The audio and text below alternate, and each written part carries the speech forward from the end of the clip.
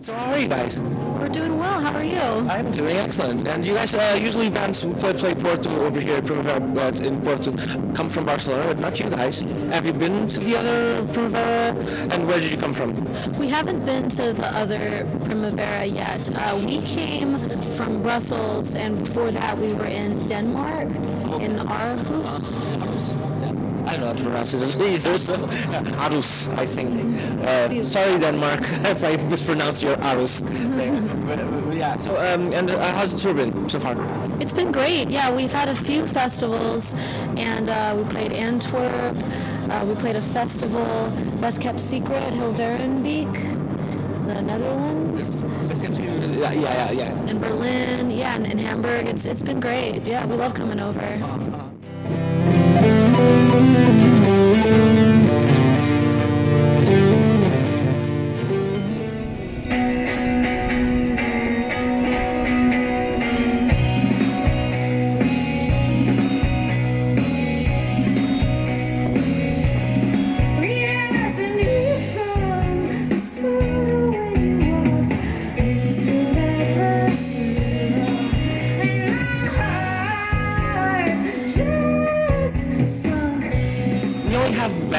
That we love on the show, by the way.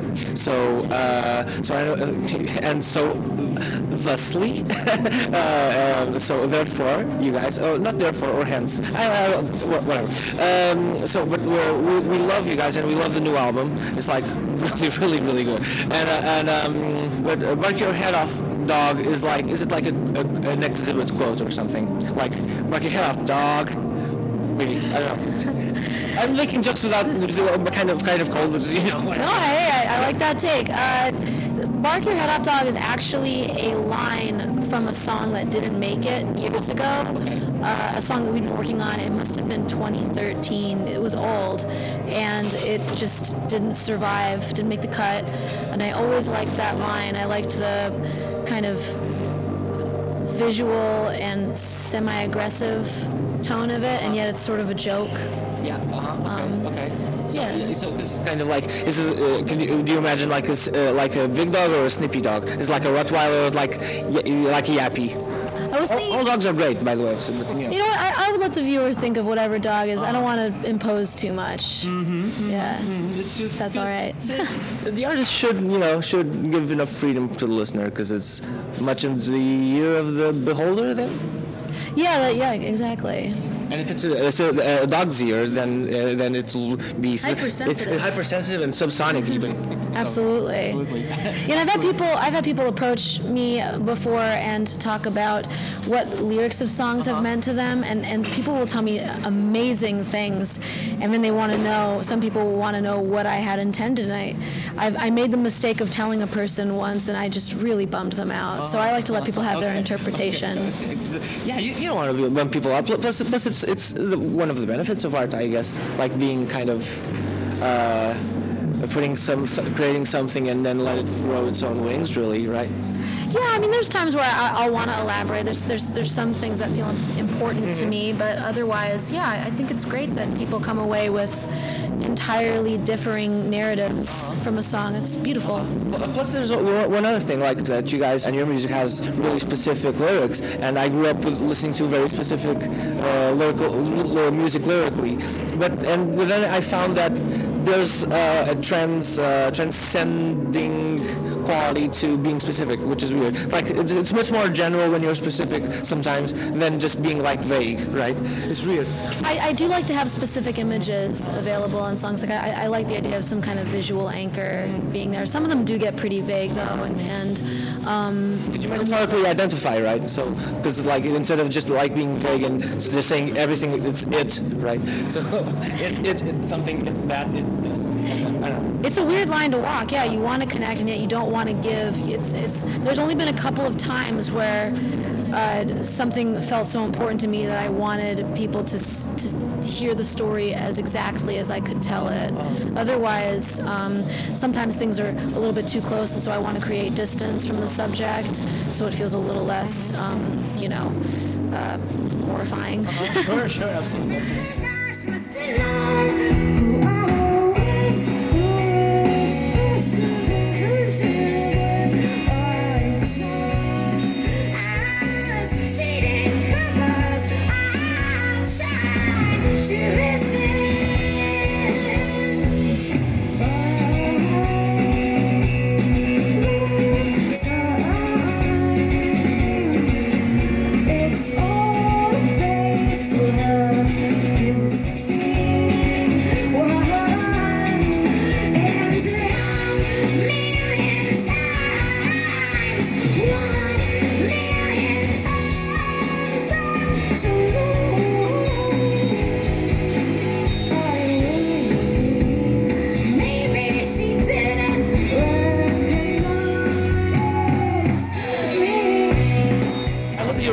on this album? How do you guys go about arranging? So maybe do you guys are you guys writing together? Francis, do you pitch the songs and then the guys come over with the arrangements? How do you guys go about it? I mean, that seems about right. Usually she comes with some kind of skeleton of a song.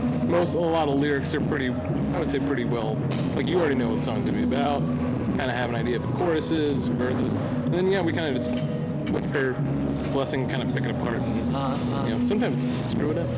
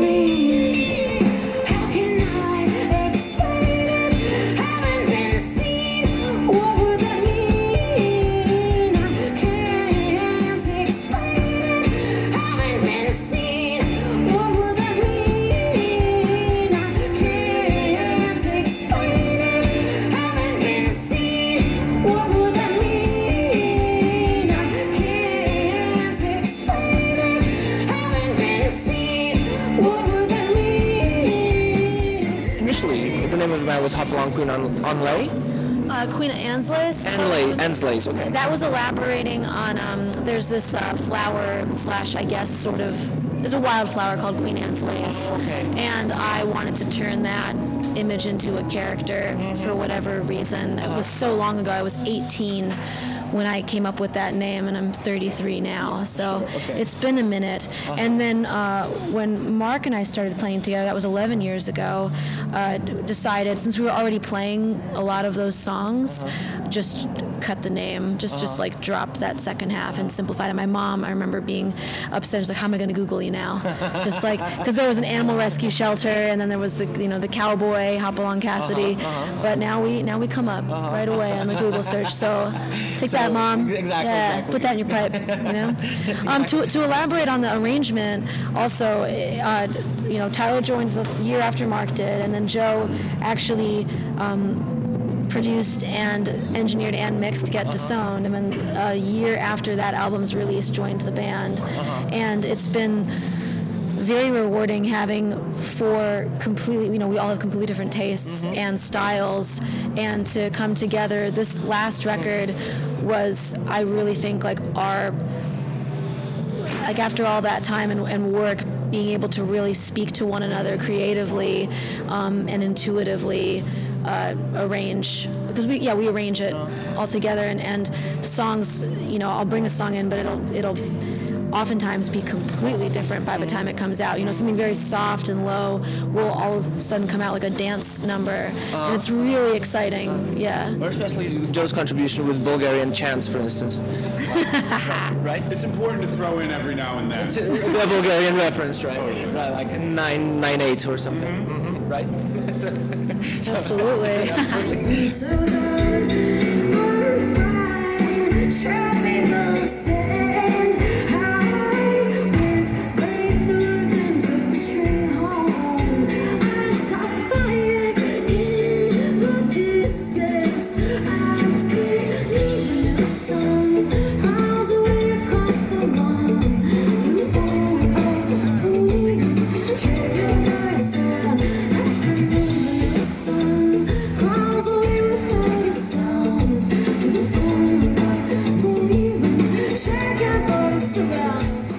Okay, guys. So somewhere a judge, somewhere else a plaintiff. Well, probably. I don't know if he would be on the island with the judge. Is there a whole courtroom setup, maybe? Well, I don't. I guess I'd have to find out what the pay difference is between the plaintiff and the judge. I imagine it's pretty wide. Should be difference. Yeah, if we're working on Western court paradigms, I guess. Yeah, I don't know how many vacations plaintiffs get to go on. Hopefully some. Hopefully some. Hopefully anyone.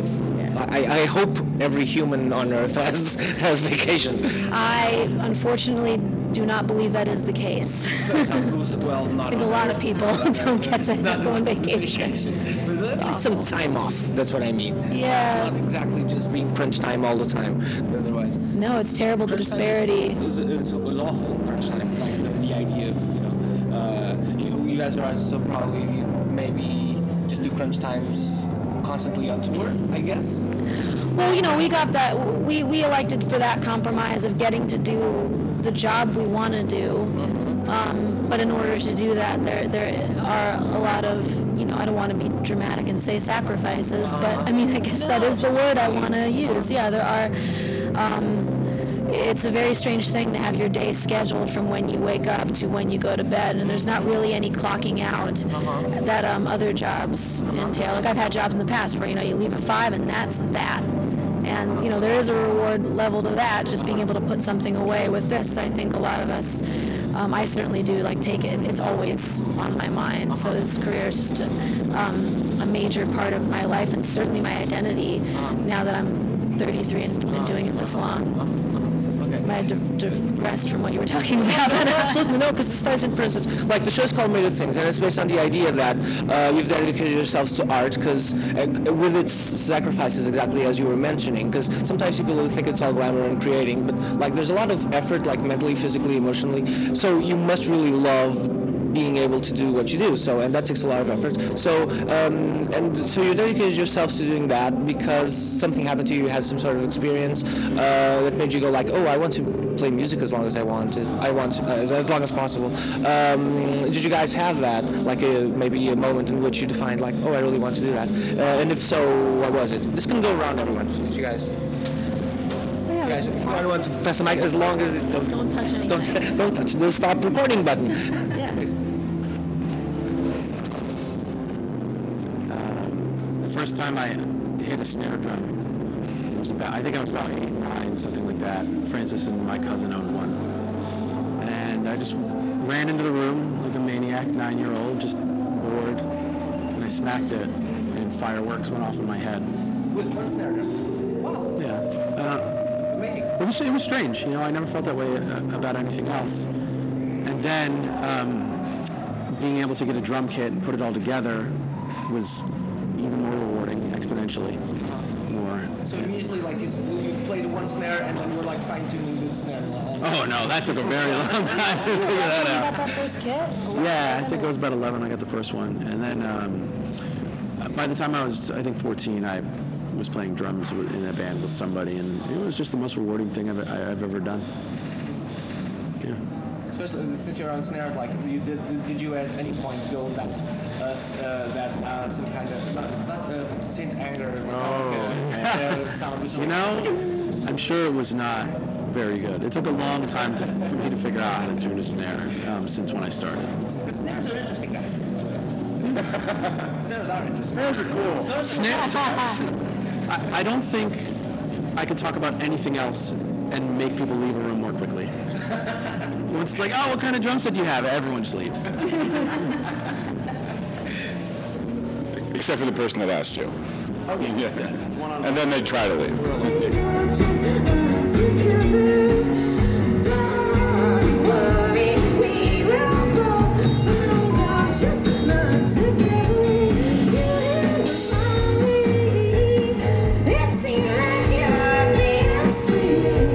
My situation was kind of similar.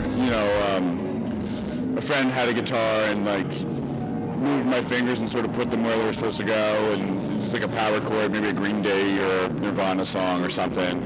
And once I heard the 3 chords together, I was like, yep, sold. I was 10. Yeah. It was immediate, I can do that. That wasn't hard. That kind of already sounds like the thing, and I just learned how to do this. Yeah. I mean, yeah, the bar was low with what I was playing, but it still felt incredible. I wasn't ready for that. That didn't come for another 8 years of playing every day. Mine was actually also drums when I was 8 or 9. For some reason, my parents thought it was a good idea to get me one of those little kid sets. I don't know why they thought that was a good idea, because I was just going to annoy them for a long time. Yeah. And then I got pretty into drums, played in some bands for a while, but then I also just loved trying to play other instruments too. And eventually led to playing bass for the first time, which was in this band. But yeah, just drums also was like a thing, just like something really cool about it. And like getting to play with other people. Not anything like it. Really. Like when you connect with that. Did you feel like it also was like an energy sort of? Yeah, like just kind of that first time you like lock in with another person doing something that they like. Because like the first time I played with someone was with the guitarist. It was like playing something foreign to me, but for some reason we were linking up, and it was really, that was like a cool feeling. And that was like, you know, it wasn't anything, it wasn't a band, it was 7th grade too. Already little kids doing it, but like it's something, it was cool. Because when there's more than one instrument happening at the same time, like with the mix on the record, Yeah. it's like you think you're playing something, but then because it's in connection with something else, like it's like it becomes something else. Even with writing like your own songs and stuff, like when I used to have it as well. So and I pitched most of the songs, and when it went through the filter of the rest of the band, and then it became something else entirely. You know, so that's when a part of the good job, guys. You can press the stop button. but I was gonna ask to check, I was kind of check actually. It's good. It's good. Just to make sure it's happening. What about in your case, Francis? Well, it's interesting. I was later than all of them. I mean, I was writing at a young age. I wanted to be a writer, short stories or something. And I really loved to sing. I mean, I was singing at like age 6, 7. And then I... a very strong narrative element, I would say. Thank you very much. Yeah, and I was really into creative writing. I went minored in that in school, and I picked up a guitar. I asked for a guitar. I was such a little... Can you swear on here? Yeah, I was such a little shit. Absolutely. I begged my dad for an electric guitar. Or just a guitar. I can't remember even. Like I just wanted a guitar, and I had no idea what I was even talking about. And he got me a guitar for Christmas, and I picked it up. I was like, "This is hard," and I put it down. Just didn't pick one up. It was a red Squire Strat, and I remember I stuck a frog sticker. Like the Squire Bullet, like a Fender Squire Bullet, because it's the one simple one with the you know the what's it called, lace. Pickups or something, whatever. Something, yeah. The ones that are covered, like. It was like a beginner's kind of guitar for sure. It's a beginner guitar. Well, it's a good thing you didn't. Yeah, I mean, I was not having it. I stuck a frog sticker and a Cartman sticker on it, and then I just didn't play it anymore. And when I was 16, that's when my oldest brother Andrew, he was already, you know, we were kind of working on songs together. I would sing, and he would like pluck the melody out on the guitar and kind of figure out what I was singing. And then he taught me a Patty Griffith song. Every little bit. That was my first song I ever learned. It's like one string. It's great. And I played that, and then I was on acoustic. And so for years, I started out on acoustic guitar. And it wasn't until Mark and I started playing together that I switched to electric.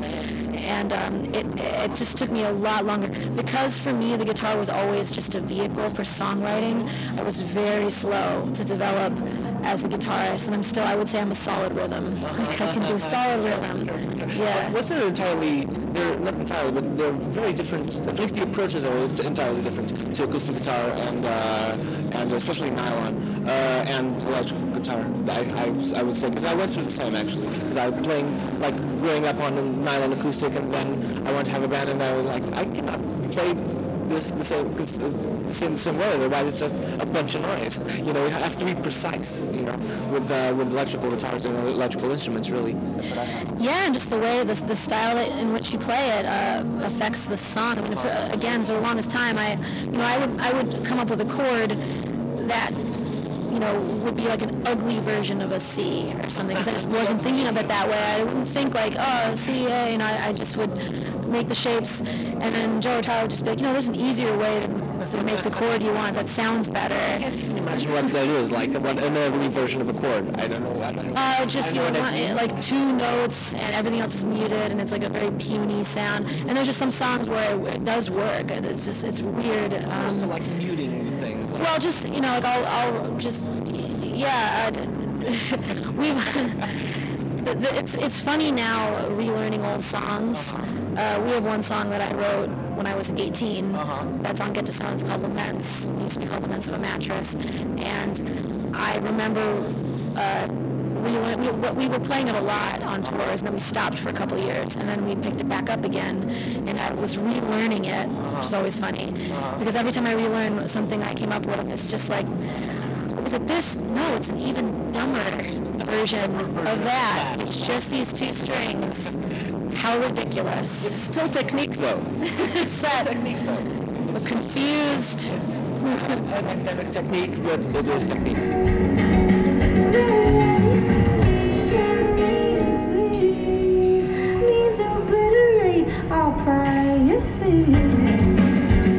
We're doing this now with everyone. Top 3 things that you're made of. Because of the things, which is a making show. It can be concepts, it can be anything. 3 things that you're made of. Not top 3, just 3. 3? Top 3? Well, I'm afraid I'm going to get really dark. Can we go to someone else first? Yeah. Absolutely. Yeah, I'm also passing it along. Top 3 things I'm made of. You don't have to overthink it. Don't have to overthink it. What's the appropriate amount of thinking about what I'm made of? Nothing. 0. Let's see. How about anxiety, love, and directionless energy. Fantastic. Take it, buddy. Water, music, and Taco Bell. He's not overthinking stuff is Joe's specialty. Just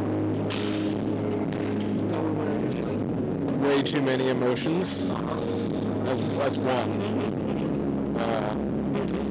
That's smart. Barbecue.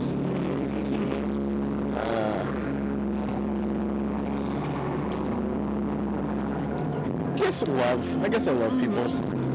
Like these people. Yes. Yeah, I was gonna say denim. We're denim. We're currently made a lot of denim, black denim. Yeah. There you go. Dang it, you both said love. I'm not going to say it. Love is in the top. I would say the top. We're going to do like the end of the year chart, I guess. I just decided this now. But love isn't up there. I'll say love is up there, but I'm going to say fear, laughter, and chatter. Fantastic. Good that you're on the show then, because we're chatting.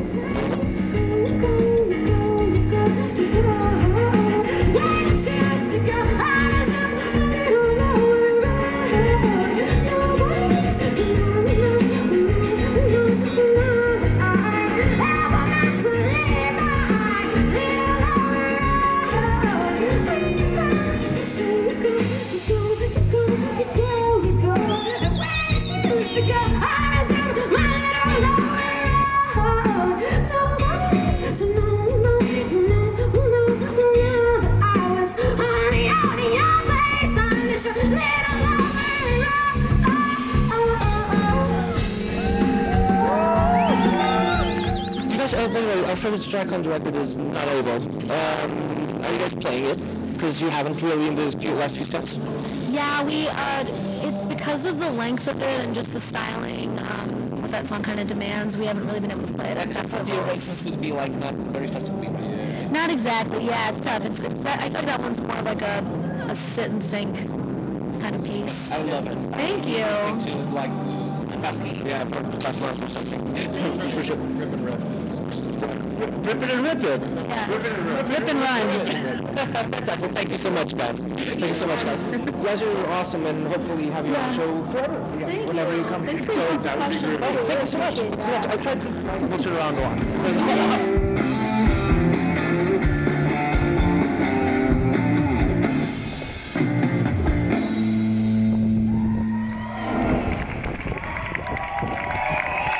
Thank you, Porto.